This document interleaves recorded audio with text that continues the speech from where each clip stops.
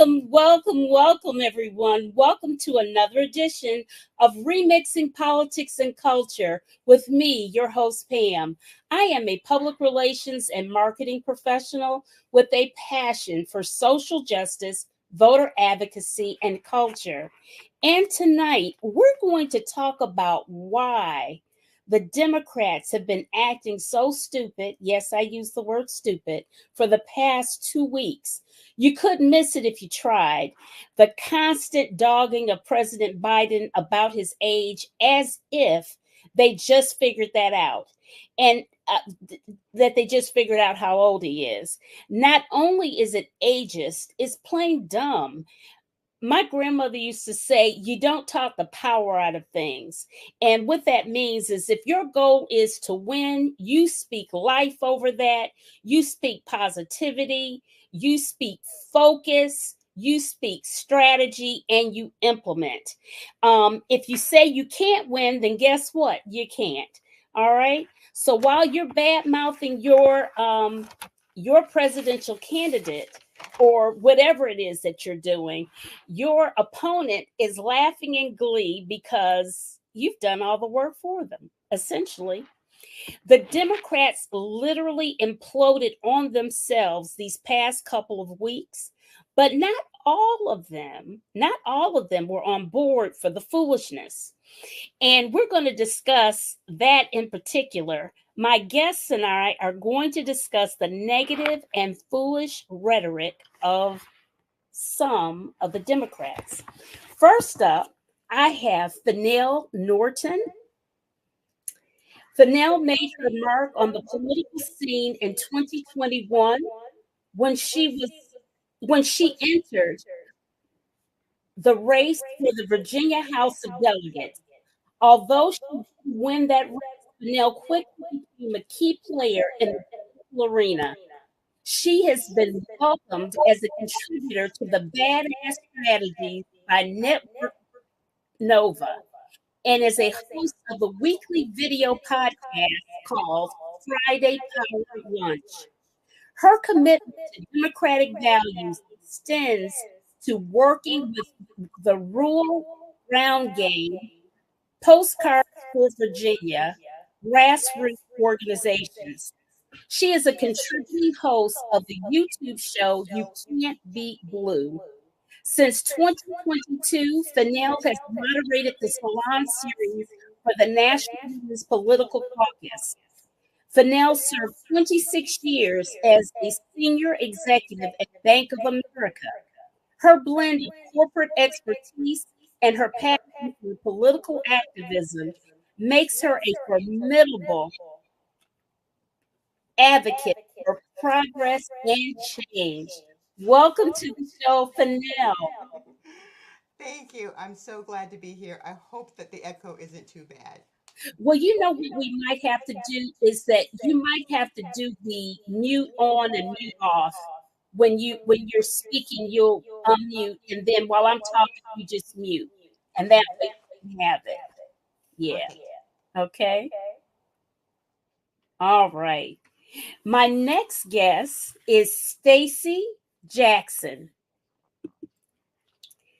All right. And she is from my hometown of Detroit. Oops. Okay. Now wait a second. Stacy, now your picture isn't there. What happened? Stacy? Oh, you know what? I think she's frozen or something. I think. I can't believe this. This is crazy. Listen, folks, this is a live show. This is live for real, for real. Okay, let me see. Hold on, guys. Let me see if let me say hi to my guests. Okay. Showy Howie. Hey. Loretta Masor, good evening. Margaret Velasquez, good evening. Showy. Echo chamber coming from some no, we know. Hey, Stacy. Okay, want to stay. Stacy froze for a minute there. We were doing so good. and she froze, and we're waiting for her to come back on stage. So let's see here. Judy, the devil is working overtime today. Yes, he is. Yes, he is. And we know that this show is important. And so we're going to you know what? I'm gonna wait. I'm gonna keep going, and let me talk with Fennell first for a minute until we get Stacy back on. Okay, and we'll introduce her. All right. All right. Let's see. Okay, Margaret. Thank you, Margaret. Amen. You guys pray on that, because get Stacy's situation for she's back on. Okay, so for now, let me see. I have all of these notes, mind you. So let me tell everyone that, this is very important, guys. Let me tell everyone that we will discuss the shooting that occurred at the Trump rally after we deal with the faulty messaging among Democrats as we advertised, okay? So for now, what do you make of the open and loud hand wringing of some of these Democratic operatives? So, oh, I hear the echo. So it's okay, perfect. So what I think is, if you sort of think about who is actually doing all the talking, it would be hard to not just sort of look at who they are. And most of them appear to be wealthy, rich, white men. And I find that to be really interesting, because if you think about the folks who are standing fast, frankly, it is the grassroots, and that is all people in the grassroots, the majority of them. It is the Black Caucus, and it, of course, is uh, just Black people in general. And I think that it's really telling, because you always hear that saying when people say, this country, this is not who we are, Mm-hmm. but but it's exactly who we are. It is, we are demonstrating that a whole lot hasn't changed. And so I think that what has to happen is the grassroots and all of us have to stand strong, because we know that at the end of the day, and I say this because I love Gavin Newsom, I do, Mm-hmm. but I would tell you, if Gavin Newsom was the VP, this is not a conversation that we'd be having at all. This is a conversation that we're having because it is a Black woman. We got two things: she's Black and she's a woman. Mm-hmm. And that is why this conversation is occurring.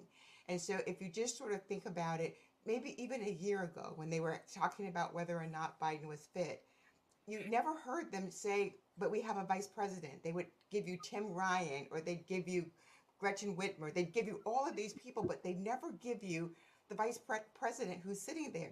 And we have a constitution that tells us if something happens to the president, then the next person steps up. Mm-hmm. So if we believe that Biden is so incapable, and that he's so diminished, which he did all of these things while he was diminished 2 years ago, because that's what they say. Oh, he's been declining for years. Well, he Mm-hmm. surely got a lot of stuff done for someone Mm-hmm. who was declining.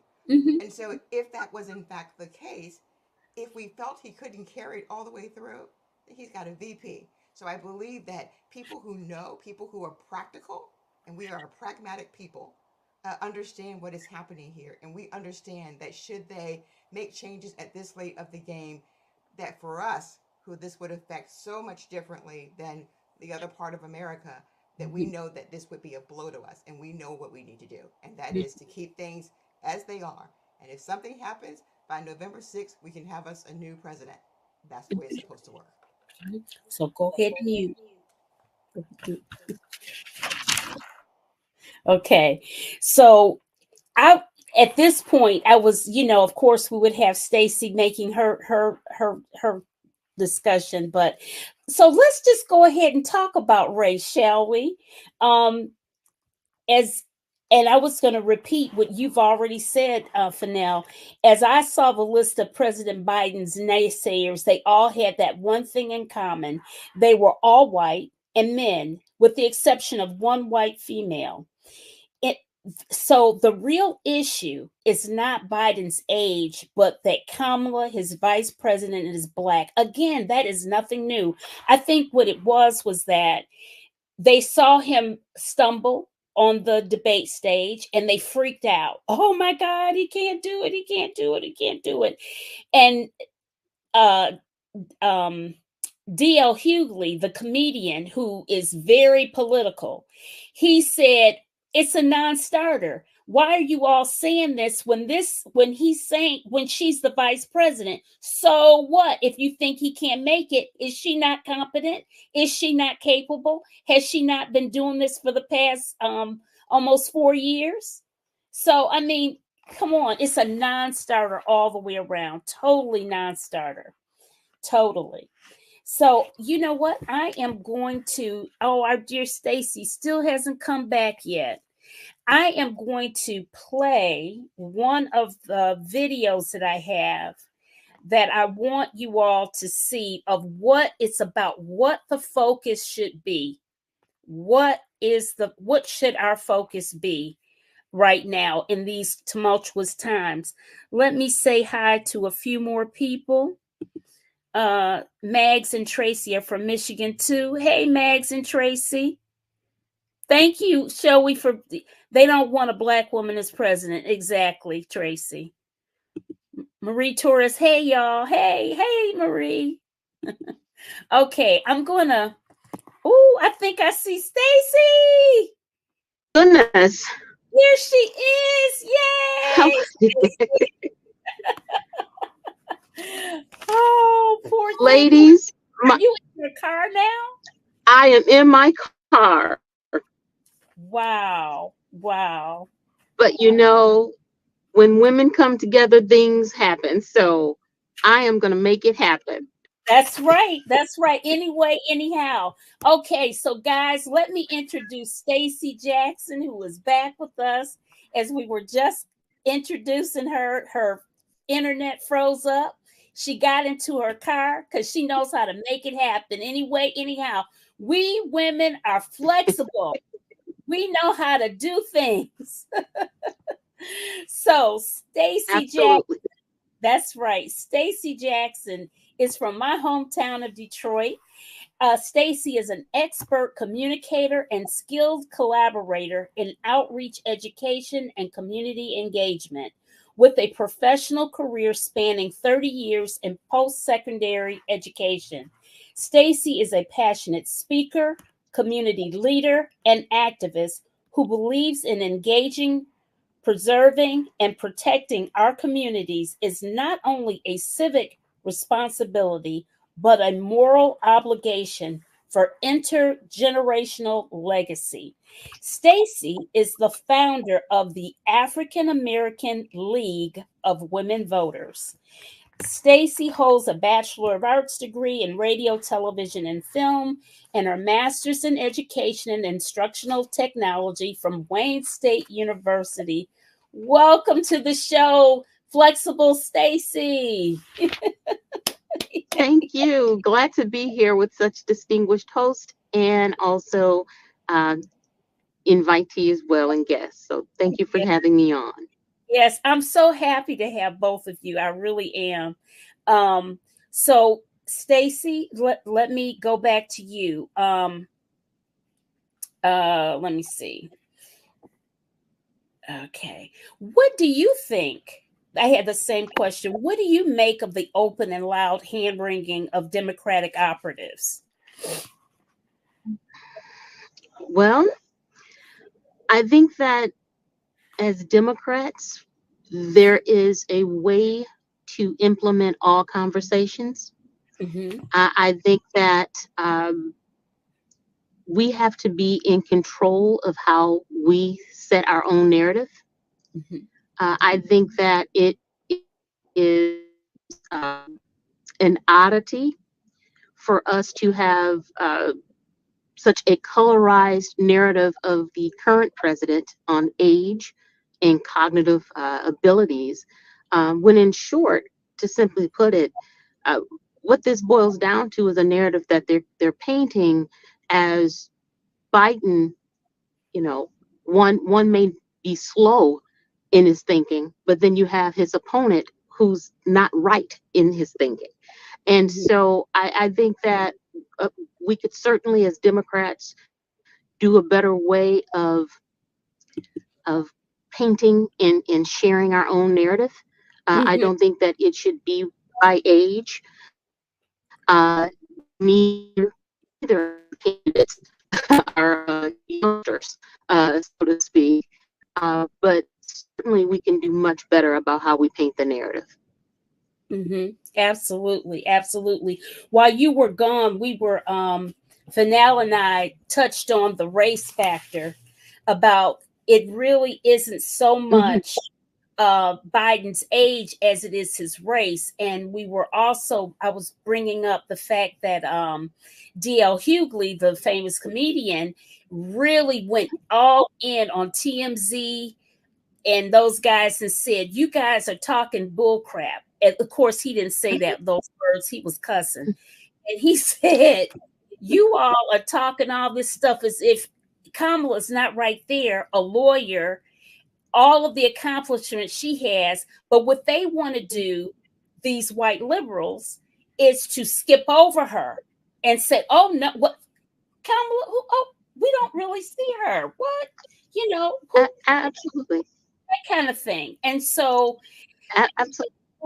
it's just the same old ugly narrative of It's race. one of those, yeah, absolutely. It's one of those things that, it, we have a lot of creeds in our nation. And while we are um, the best, we're a great country, but we're great because we continue to strive to live up to those creeds we aspire to be, not Hmm. that that's how we were founded to be. And Hmm. so what we see in this moment is not just a judgment of Biden being slow at his mind against the opponent that's not right in mind, um, but racism and discrimination and sexism is also rearing its head as well. And Hmm. so historically, we know that VPs in this type of situation has always been the next to carry the torch or step up in that to carry that mantle. So we're aware of that. It's also, you know, something to consider that in my lifetime, this is not the first president that has been of age whose mind has been questioned as being feeble or not quite together. I Hmm. recall Ronald Reagan in his term Hmm. and Uh-oh. so there are parameters in place. And so we have, they have political advisors, they have support teams, they have senates, they have um, lots of other things and support systems that help them through that. uh, LBJ, you know suffered issues in health, failing health during his presidency as well, and many say that it was really Eleanor that was helping to run things when he was in office. The fact that we do have an African American female VP in office, and that they are speaking of, who's next, when we already have a batter that is up if they're deciding to put another one in the game. Hmm. My concern is that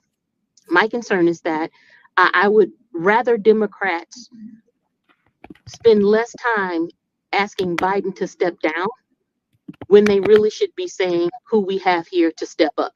And they haven't said that at all. Right. They have not. They have not. So, Pam, Yes, I Fennell. would love to jump in here. Yes. So, so there are a couple of things that I think are really important. So, the first one is they always say, "Can Joe Biden make it 4 years?" And my point is he doesn't have to make it 4 years. He just has to make it through November 6th. And whatever happens after that happens after that. And he has done enough and demonstrated enough that he can do that. Just in my view, just get through the election. And to the point that Stacey has made, if we were just focused on making sure that we lift up this president and the vice president and the team collectively that is behind him, which is one of the most diverse, one of the most skilled, competent teams, a cabinet that any president has ever had. And that is really important. So we have to keep lifting that up. And the other thing that I just wanted to cover, someone talked about polls, and I want to remind everyone that the polls are really quite fickle. If you remember in 2022, it was supposed to be this huge red wave based on the polls, and that did not happen. And I think another point that we can also sort of suggest with the polls is Angela Osselbrook from Baltimore, from Maryland. And Mm-hmm. they had her losing by 12 points. And I think her primary challenger spent something like $60 million of his own money. And she won by a significant number. So polls are polls, but you really have to take them with a grain of salt. And people should know that. And so I think we have to do that. And at the end of the day, I think someone said, it is the army that wins the war. And so yes, we have to be focused about those folks who are at the top, but at the end of the day, it will be the folks in the grassroots, the folks who are talking to friends and family and neighbors. And if you think about it, the folks on the ground with all this polling that's happening, and Democrats are polling, Joe Biden is polling behind, and it is us who are, we're not being called. They're not calling us on the telephone. I haven't gotten any phone calls. I don't know anybody in my family who's gotten a phone call. But I think at the end of the day, we still have to talk to our own people. I do these power circles because I think one of the questions you ask is what do we do?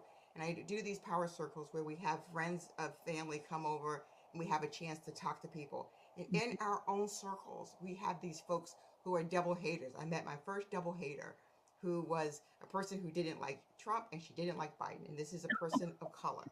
And and she just went on, and finally she said, after I said, well, you just said this was important, and you said this was important, and Trump and his campaign don't offer that, but the Democratic Party does. And she goes, well, I'm just going to put it in God's hands. And so that's sort of the jump off point for this particular double hater. But we were able to talk about the fact that, he gave you 5 good senses for you to be able to make decisions. So I bring this up to say that we've got our own people that we have to bring along.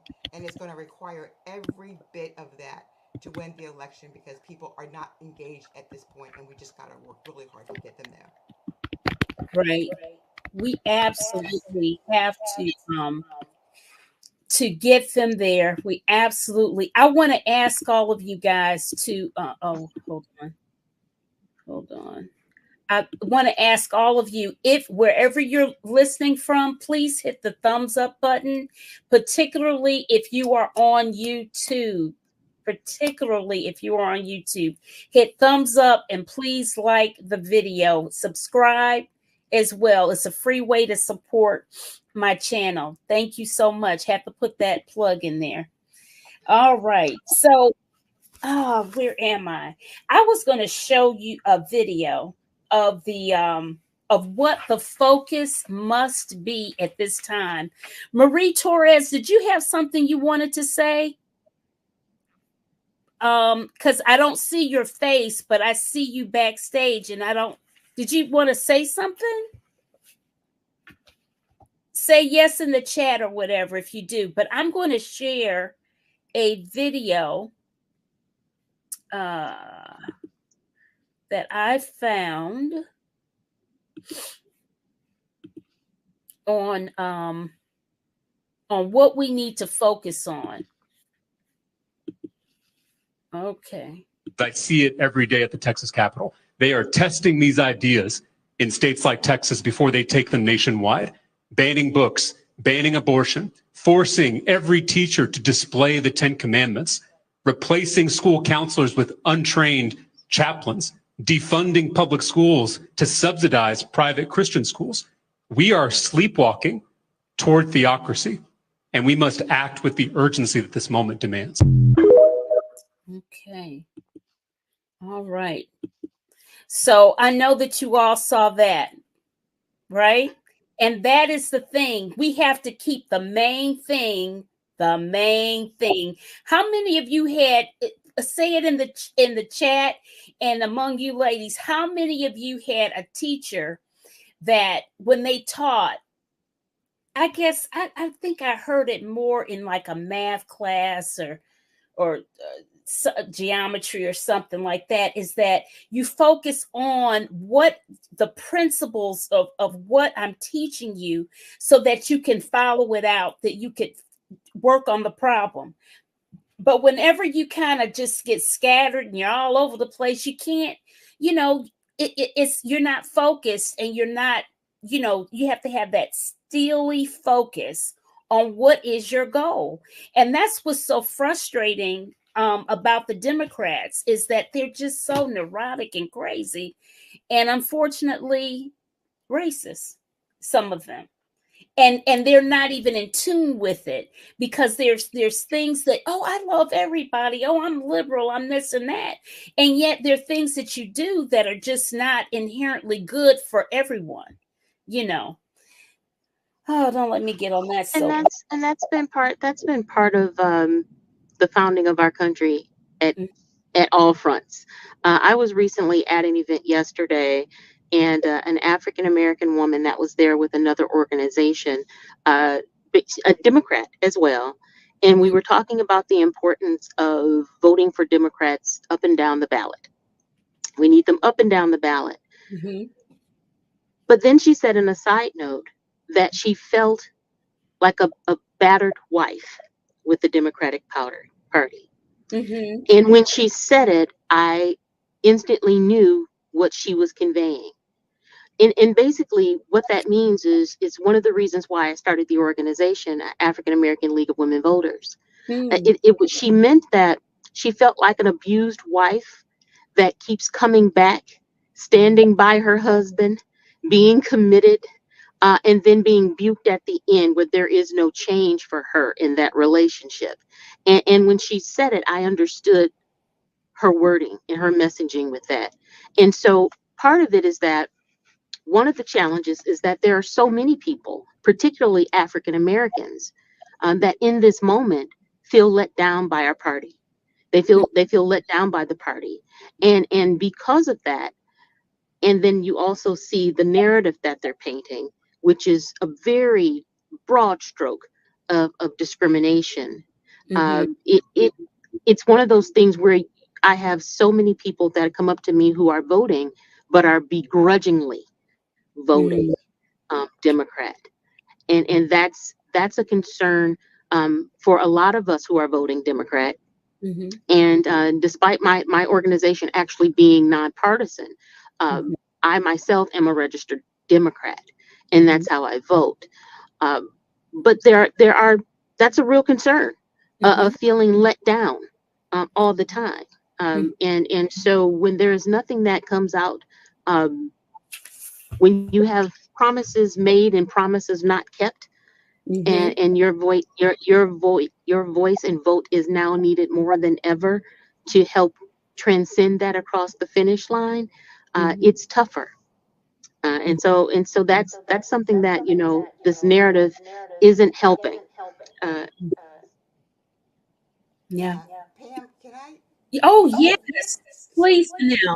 thank you. I'd love to comment on that because this is what I think, and this is just the me that gets so irritated, and that is I didn't always participate in politics. When I was busy, I was working. I just didn't know a lot. I mean, and the only reason I got involved was because when I came back and saw what was happening in my community, and no one was willing to run, not a soul. I just thought we cannot let the man just run uncontested. It just can't be done. And Mm-hmm. so what I found is that I wasn't the only one not participating. Tons of people didn't participate. They didn't participate and they didn't engage and they didn't care. And what happens is then all of a sudden everybody is upset about the thing they didn't get or the stuff they didn't get, especially when it comes to down ballot. No one participates in the down ballot races. We beg and beg and beg, vote all the way down your ballot, and then no one does, and then we're complaining. And so I do think that we have to have a talk with the family that's in the family that says if you don't vote, if you're not participating, you don't get to complain. And I think it's the same way for you know we're never going to get all the things we want because the system doesn't work that way. It is a system that requires a House and a Senate, and it has to have a number of people to participate in order for the president to be able to do what they say they're going to do. And then the Absolutely. other piece of it is we say, well, what did they do? And then you say, oh, well, did you know that insulin's $35? Did you know that they capped asthma medicine? Did you know that we're now going to be able to negotiate prescription drugs? Did you know that HBCUs got tons of money so that they can continue on? Did you know that student loans got canceled? Did you? And then they go, oh, well, nobody told me that. Well, you can read too. And so I'm just saying that at the end of the day, for anybody who's complaining, and to you, Stacy, for the battered woman, you know, and we're asking for votes more important now than ever. You have one hand that you have a big pile of poo, which is the Republican Party and all the stuff that they do. And then on this hand, you got some ice cream. It's got some pistachios in it, some almonds, some coconut, a whole bunch of stuff that you don't want. And the thing is that you have to say, am I going to do the big pile of poo, or am I going to do this one? I'm not going to get everything I want. I'm going to spit some of that stuff out, but we buy time so we can fight another day. And I think that's the argument that we have to say to folks is let's buy some time to fight another day. And if we do that, maybe we do get that president that we're looking for. Yeah, Mhm. I can see that point too. I think the other part that's how can I say that is overshadowing Joe Biden's successes, the receipts that he's made. And it is actually some of those local things. I know in Michigan, they've had, just in Detroit, they had a school board system, and also over homeowners were overtaxed to the tune of over $600 million. So these Mhm. are people who were improperly foreclosed on, for property tax foreclosure, for increased property taxes that they did not own.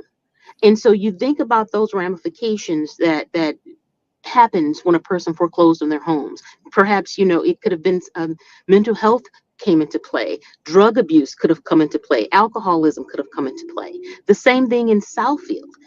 They were recently, and these were the locals. I'm speaking of elected officials on the local levels in Michigan that were responsible. Oakland County just settled for predatory property tax foreclosure in the state of Michigan throughout Oakland County for the tune of nearly $40 million for My something similar, where the cities were taking, property tax foreclosed homes, using their first refusal rights for $1, getting the home, flipping them for full market value, and violating the takings clause. And so a lot of these things that has regular voters, regular folk that's voting disgruntled with the party isn't necessarily Biden. It's the stuff that's they're facing the day to day that has them upset and frustrated. And so that's why, and I wasn't always in politics either. I'm a creative person by trade, and in post secondary, and so I got involved with my husband, who's heavily involved in community, and then that just kind of spiraled into my getting involved. But much of the grassroots that I see, the complaints really isn't with Biden. It's with the local levels. It's down the ballot where they're frustrated.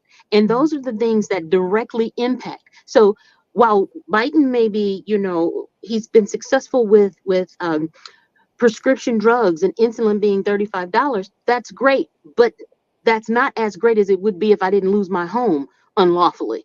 That's great, these types of things. And so one of the things we need to do is not only voting, because, and I love that analogy where you have poo and then ice cream with some sprinkles or whatnot that I don't necessarily like.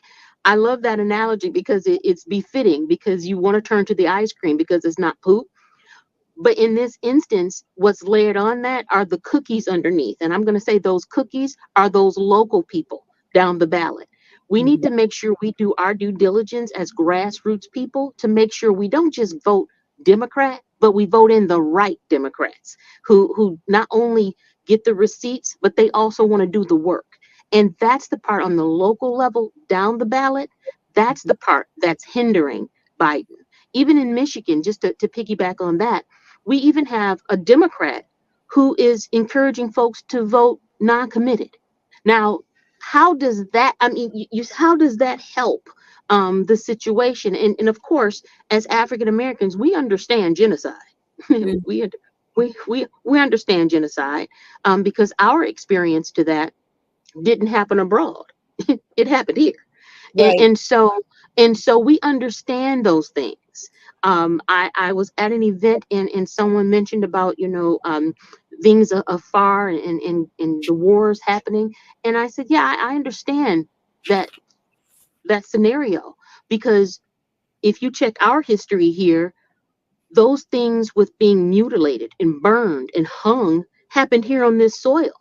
And much of it happened with selfies. I call those pictures the original selfies, where you have hanging strange fruit, like the song, and a mob of people posing with it as it was sport. It wasn't even spoils of war like it's happening. It was sport. And so we have to do our due diligence, as I said, not just to vote Democrat if you're in that party, but make sure we vote in the right one. Mm-hmm. Amen. Amen. Tracy, you sound like my mother. You sound like my mother. I'm with her a lot. I know that happened in the great state of Michigan. Marie Torres had asked this question. Where is it at? Oh, here it is. She said, do you all feel that Kamala has been purposely silenced? Fennell? Yeah. So here's what I think about that, and I'm gonna get to it. So it'll take me a second. That's okay. So at the end of the day, I don't think that Joe Biden wanted to run at all. I think that he is running because he has to, and I'm going to tell you why I think that. So I think that it was important to get a vice president that we all cared about, and there was a lot of push to make sure that there was a woman, a black woman. And even if they didn't say it, that's what everybody heard. And so what they heard was, I'm going to get a black woman. And so that gave them the space, these other people on the right, to say, oh, she's a DEI hire and all this kind of nonsense, forgetting her capabilities. And so what happened is that once that occurred, Joe Biden got Kamala Harris. We all rallied behind her, and we're really excited and happy. And then what happened is he thought that in 4 years the country would be better, but it wasn't. It just got worse. It got worse and worse and worse. Can you hear my dog? Mm-hmm. It got It's worse okay. and worse. This is a live show. Okay, I don't know where my husband is, but the racism got worse. It didn't get any better. It was sort of like after Obama happened, it just got worse, and the country became more divisive.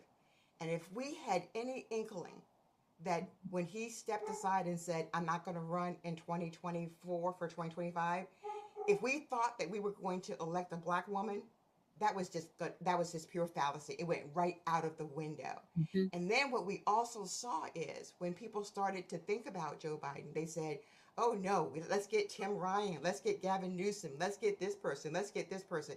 And they all overlooked Kamala Harris, Vice President Harris. And I saw that immediately. And I thought, oh, that's going to be a problem. Because if that doesn't happen, what is the black community going to do? If you think there's chaos now, you haven't seen any chaos.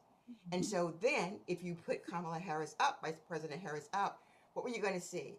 You're going to see the most racist Democrats and Republicans that you have ever seen in your life. And if I'm supposed to believe that after 50% of white women voted for Donald Trump in 2016, then after they saw all his crazy, more of them voted for him in 2020. If I'm to put my trust in them to give us a black vice president, female, then you must think I've lost my mind.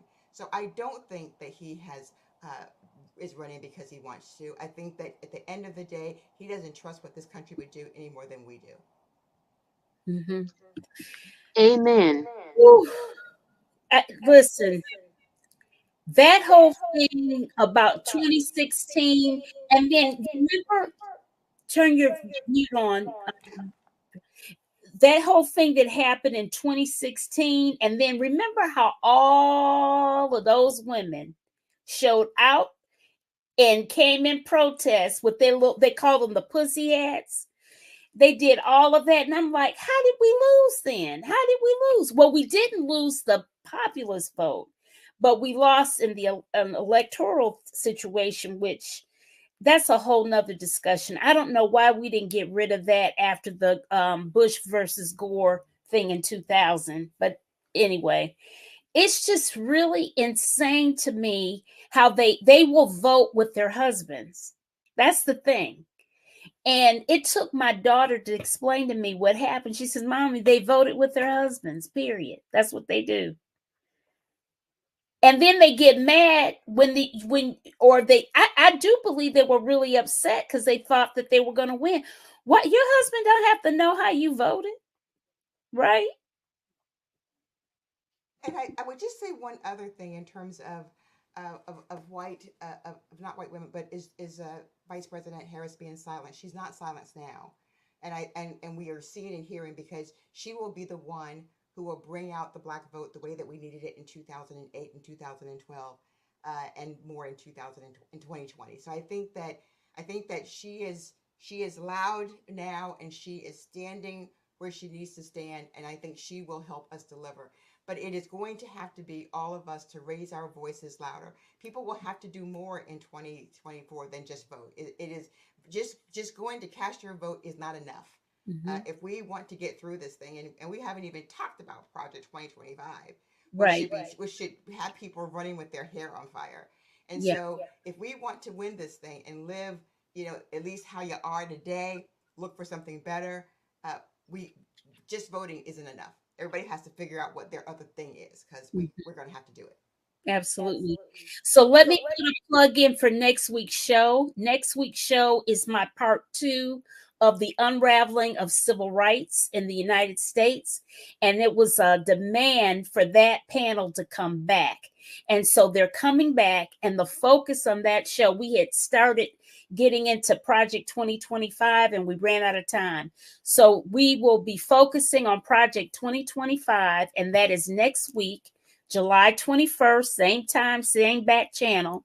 And I hope all of you and more will come on, because I'll be putting the flyer out and information out soon. One of the, all of them are powerhouses, including one of the panelists is a Gen Zer. But one of my panelists on that particular show is also the speechwriter and comms director for drum roll, Letitia James. So I know why Miss James talks with such authority, because if you know my friend Trevor, that's his work. So listen, guys, we're going to keep our promise, and we're going to switch our focus a little bit here now. We're going to switch things up to discuss the shooting at the Trump rally. And notice I'm not saying the word that they've been using on TV all day, because it's very dramatic and what have you. And even though it's true, I don't want to give any more into the narrative for sympathy or whatever. And I do not subscribe to any violence. I don't believe in guns, period. I know that one of my friends, if she hears this, she'll have a fit, because she has been trying to get me to go to a gun range. I deplore all of that stuff.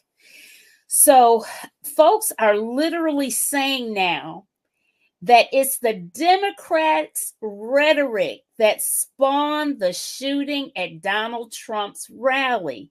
And I distinctly remember a different type of narrative when he came on the scene back in 2016 or 2015, rather. So I'm going to do switch it up. Stacey, you first. What rhetoric has helped spawn domestic terrorism and violence, Stacey? What say you? I wouldn't say it was the Democrats at all in doing that. And one of the things I would like to say is, I agree that violence is never the answer. It just isn't. As far as rhetoric, I want to say this particular presumptive nominee has had the worst rhetoric in modern day history for a presidential candidate and a president in our country. And so I do feel that it's almost like the root of our foundation is rearing its ugly head, as far as the racism and bigotry and those things that pretty much founded our nation, that we had to move beyond and claw our way up. It's unfortunate that we have that. You would have thought, or one would have thought, that when situations like this arise, it's almost like a simmer down, cool down period with politicking, because you want the nation to heal, to come together as a nation to say this is not right. It's unfortunate that a mere 24 hours later, that divisiveness continues. that it's a no pun intended, a who shot John or who shot Paul situation, when it really should be one of a cool down, simmering down, no politicking at this moment, to heal. But unfortunately, as the other guest said, that's not what we live in at this moment with this particular presumptive nominee. What we have is a mountain of poo, and that's what it creates. Poo, stench, odor, all of that. And so when you hear that, that type of rhetoric, if you will, that it was one party that instigated this over another. I think it's shameful, but it's expected. And I think particularly as African Americans, we expect that other things like this. We expect when the poo hit the fan. So we know that those things were coming. I wouldn't be surprised at the upcoming convention that there are not T-shirts being sold with an image of the presumptive nominee on it with blood on the ear. I wouldn't be surprised if it's something like that going on, because that's just the world, and that's just the world we're in right now with this particular candidate or presumptive nominee, and so that's my 2 cents. But I definitely agree with your other guests that we are in very perilous times now more than ever. And I have a saying that acknowledges power. If health is our wealth and our vote is our voice, then the time is now that we lift every voice. Every voice has to be lifted. We have to get everybody from all walks of life that is eligible to vote, registered to vote, to actually cast a vote. Because this presumptive person, I believe, is incredibly dangerous. Absolutely. We were just starting to hear real some craziness with your Wi-Fi for a minute. I tell you, the devil is busy, Dr. Judy Foster, talking about this show tonight because it's too important for anybody to be missing and what have you. So, listen, I have another video for you all to see, to give you a reminder about what Trump said when the George Floyd protests were going on. So stay tuned for that, guys. Hold on.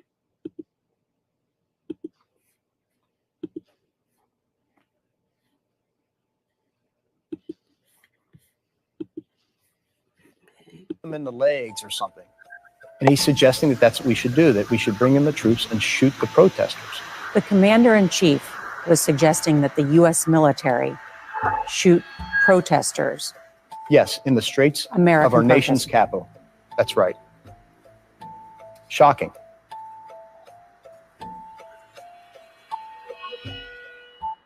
What specifically was he suggesting that the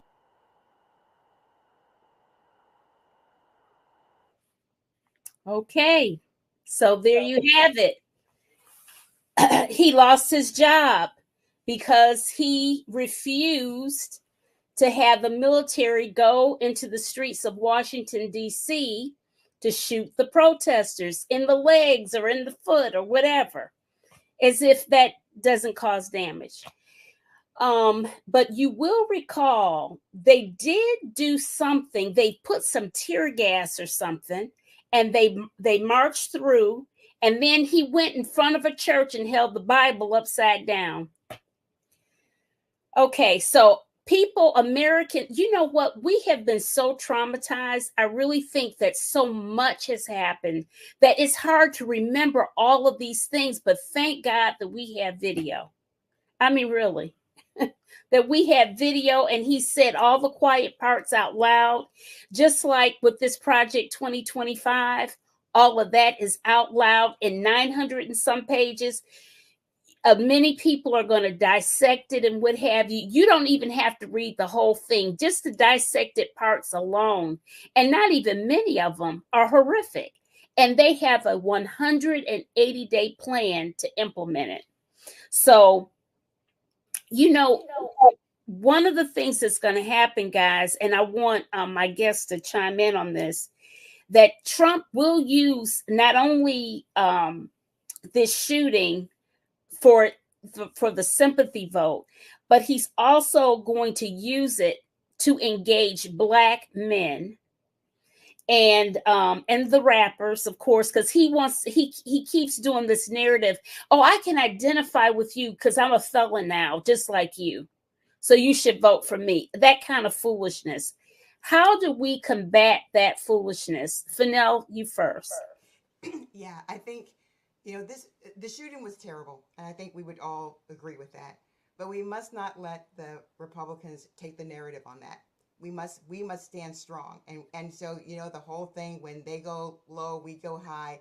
When they go low, we need to go toe to toe now. We cannot afford to back down. And I think you can talk about a shooting and still be factual about who is creating all of this violence.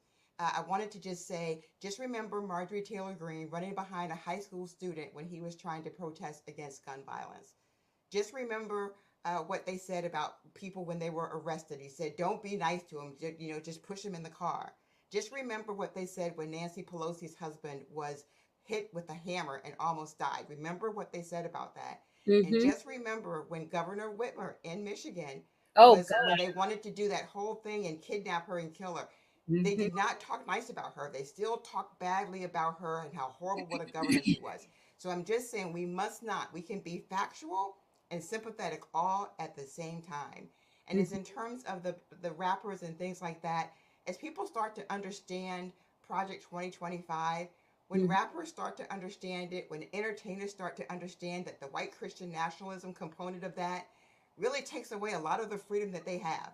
And so I think when they start to understand that it's really not about them, it is against them, that is the messages that we're going to have to tell. It's going to take every influencer everywhere to get the messages out about Project 2025 and its implications. Stacy?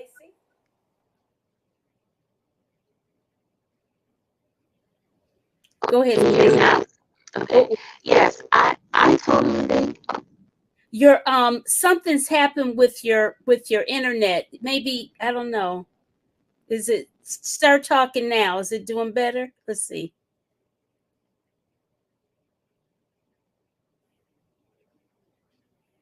Can you talk? Better? Oh God, yes. Okay. All right. I took it off Bluetooth. I'm sitting in the car, so I'll just go straight through the phone. Okay. I agree with Fennell. I do feel that oftentimes Democrats we show up. You know how they say the game is not checkers, it's chess. Yes. Well, for me, I think in this election, I don't think we need to play games at all. I think we need to come in and glove up and box it out. Um, it comes a time when you have to put uh, kindness or gentleness aside. When someone's boxing at you, you have to scrap back, and that's not just being facetious. It's a common fact. If a bumblebee flies by us, what is our natural instinct? To swat it away, move to the side.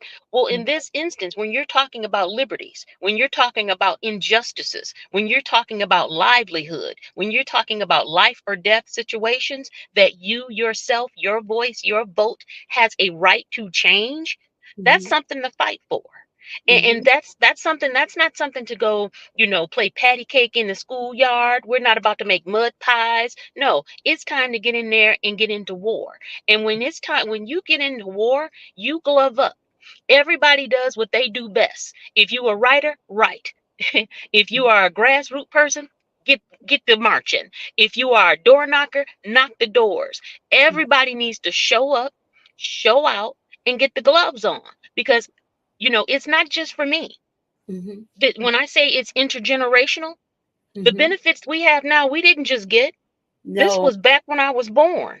When Hillary and Obama was running, I probably was the only person in my household not necessarily thrilled, because before it was yes we can and I'm with her, it was unbossed and unbalked. A woman an African American woman who decided to throw her hat in the ring in 1972, the year I was born. Now you talk about guts, That was courage, and nuts. and That's something right there. So Yeah. for me, Chisholm. right now, I'm ready to glove up. So I've got my combat shoots on. The red bottoms can stay somewhere else, because right now we need to march, and Mhm. we need to take it there. So if they take it there, we need to go with them. And I absolutely agree with Fennell and the guests who said, hey, you know, when they go low, we need to get low with them. There's a way to do that, and I think we are all competent enough to do that. I don't think we need to feed into this as much as they should. It's unfortunate of what happened. I'm Mhm. glad it was nothing tragic, because that would not have looked good on our nation at this time. But as far as it coming down to our liberties and freedoms that we are at risk of losing, I'm talking about the past 60, 70 years of things of bloodshed, that has loss of lives that has happened for us to be in this moment, to be at risk of losing it. No, I won't let that happen to my mother's legacy, who grew Mhm. up in that era. I won't let that happen to my grandmother's legacy, who did not have that right to do it. And so it has to be something where, as far as engaging voters, one of the things we need to do in our African American community is stop glamorizing this type of thing in the first place. Mhm. Um, we shouldn't be glamorizing that in the first place. I'm gonna do a whole show. I've done one before. It was a culture talk. It was about guns and violence and what have you. But I'm gonna do one. It's soon, not right away. About this whole how the music industry and the prison school to prison pipeline and the for-profit prisons, how all of those are interrelated. And there were basic business decisions. And it's got us from doing the R&B love songs to talking about body parts. But I digress. But Fennell, anything you'd like to say to round us up here? Yeah, yeah, I would. I, I I think that this is a scary, scary time, and and people who aren't afraid at this moment probably aren't paying attention. But what you try to do is replace fear with defiance. And defiance is getting up every single morning and figuring out what is the thing that you have to do. This is really, really serious. And I know people say it all the time. This is the most important this is the most important election ever. Because people, there's just so much hatred and they hate us. And what would happen to other people, it will certainly be bad, but for us, it will be horrible. It will be life like we've not seen before. And so I think that, to Stacy's point, it is time to glove up. It is time to figure out what it is you're going to do. It might be Mhm. postcards, it might, whatever it is, Whatever. how big or small. We just all got to figure it out and go to work. All right. You got to figure it out and go to work. Listen, guys, I am so thankful for you all coming. Everyone, if you're on YouTube, please hit the thumbs up, in particular on YouTube, and hit the subscribe button. If you're on uh, uh, LinkedIn or Facebook, hit the thumbs up, all of that good stuff too. And if you get around to it, go make a visit on my channel on YouTube and subscribe. I'd appreciate it very much. Special thanks to Fennell Norton of Virginia and Stacy Jackson of Michigan for being my very special guest this evening. And it was a great conversation. And we made it, guys, through all of our technical difficulties. All right. Let's wave off good night. Good night, everyone.